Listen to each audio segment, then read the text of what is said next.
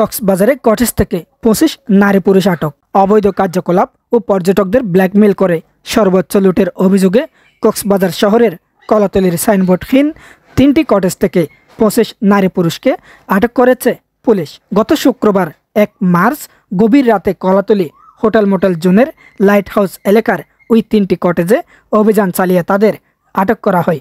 আটকদের মধ্যে 16 জন পুরুষ ও 9 জন নারী। আটককৃতরা কক্সবাজারের মহেশখালী, ঈদগাঁও, সাতকানিয়া ও লক্ষ্মীপুরের বাসিন্দা।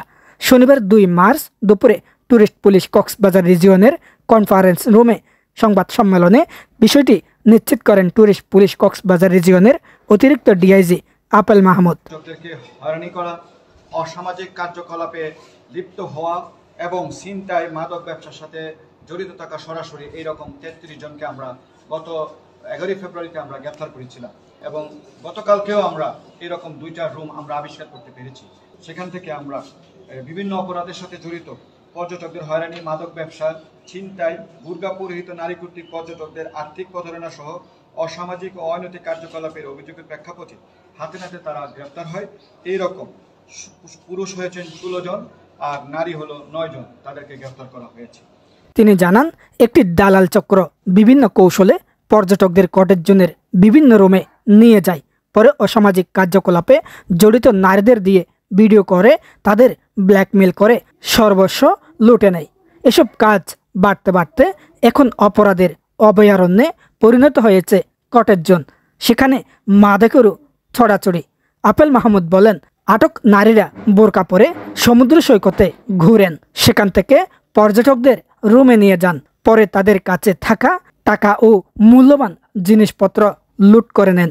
আটকদের মধ্যে অনেকেই বোমা কাবিননামা তৈরি করে স্বামী স্ত্রী পরিচয়ে হোটেলে ওঠেন। স্বামী পাহারায় থাকেন, স্ত্রী অন্য পুরুষের সঙ্গে থাকেন। তবে আটকদের মধ্যে কয়েকজন বলেন, আমরা প্রেমিক প্রেমিকা ঘুরতে এসেছি, হোটেলের রুম না পেয়ে কটেজে উঠেছি, এটি আমাদের দোষ। অথচ বাংলাদেশের আইনে লেখা আছে, প্রাপ্তবয়স্ক ছেলেমেয়েরা চাইলে তারা একান্ত সময় কাটাতে পারবে, কিন্তু এখন তো সেটি পারছি না।